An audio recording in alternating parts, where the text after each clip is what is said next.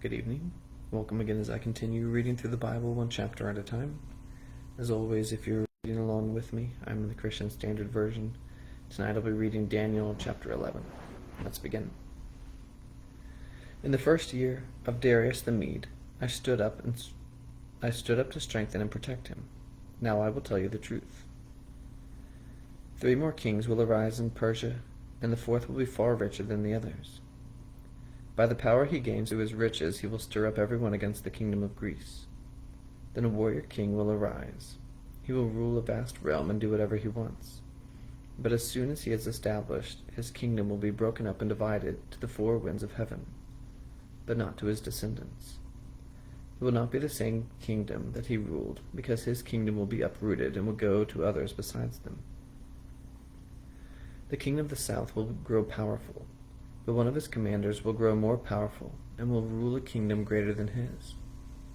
After some years they will form an alliance, and the daughter of the king of the south will go to the king of the north to seal the agreement. She will not retain power, and his strength will not endure. She will be given up, together with her entourage, her father, and the one who supported her during those times. In the place of the king of the south, one from her family will rise up, come against the army, and enter the fortress of the king of the north. He will take action against them and triumph.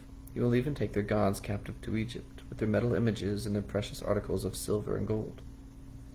For some years he will stay away from the king of the north, who will enter the kingdom of the king of the south, and then return to his own land. His sons will mobilize for war and assemble a large number of armed forces. They will advance, sweeping through like a flood, and will again wage war as his fortress. Infuriated, the king of the south will march out to fight with the king of the north, who will raise a large army, but they will be handed over to his enemy. When the army is carried off, he will become arrogant and cause 10,000s to fall. But he will not triumph. The king of the north will rise up again, with a great multitude larger than the first. After some years he will advance with a great army and many supplies. In those times many will rise up against the king of the south. Violent ones among your own people, will assert themselves to fulfill a vision, but they will fail. Then the king of the north will come, build up a siege ramp, and capture the well-fortified city. The forces of the south will not stand, even their select troops will not be able to resist. The king of the north who comes against him will do whatever he wants, and no one can oppose him. He will establish himself in the beautiful land with total destruction in his hand. He will resolve to come with the force of his whole kingdom, and will reach an agreement with him. He will give him a daughter in marriage to destroy it, but she will not stand with him or support him. Then he will turn his attention to the coasts and islands and capture many, but a commander will put an end to his taunting. Instead, he will turn his taunts against him. He will turn his attention back to the fortresses of his own land, but he will stumble, fall, and be no more. In his place one will arise who will send out a tax collector for the glory of the kingdom. But within a few days he will be broken, though not in anger or in battle. In his place a despised person will arise. Royal honors will not be given to him, but he will come during a time of peace and seize the kingdom by intrigue. A flood of forces will be swept away before him. They will be broken as well as the covenant prince. After an alliance is made with him, he will act deceitfully. He will rise to power with a small nation. During a time of peace he will come into the richest parts of the province and do what his fathers and predecessors never did. He will lavish plunder, loot, and wealth on his followers, and he will make plans against fortified cities, but only for a time. With a large army he will stir up his power and his courage against the king of the south. The king of the south will prepare for battle with an extremely large and powerful army, but he will not succeed, because plots will be made against him. Those who eat his provisions will destroy him.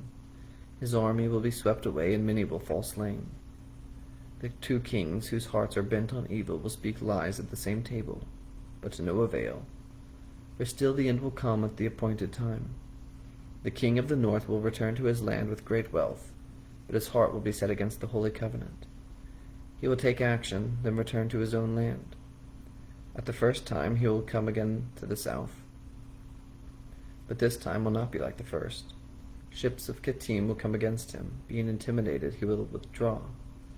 Then he will rage against the Holy Covenant and take action. On his return, he will favor those who abandon the Holy Covenant.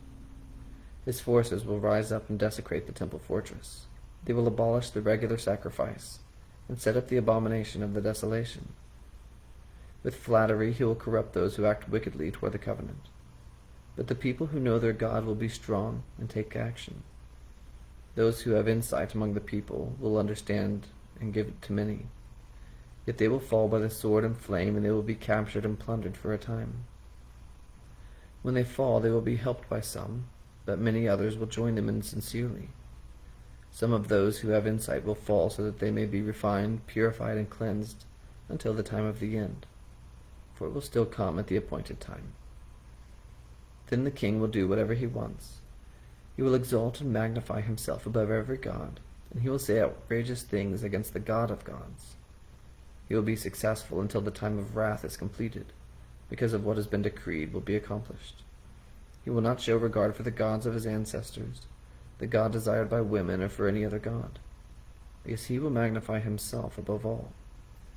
Instead, he will honor a god of the fortress, a god his ancestors did not know, with gold, silver, precious stones, and riches. He will deal with the strongest fortresses with the help of a foreign god. He will greatly honor those who acknowledge him, making them rulers over many and distributing land as a reward. At the time of the end, the king of the south will engage him in battle. But the king of the north will storm against him with chariots, horsemen, and many ships. He will invade countries and sweep through them like a flood. He will also invade the beautiful land, and many will fall. But these will escape from his power: Edom, Moab, and the prominent people of the Ammonites.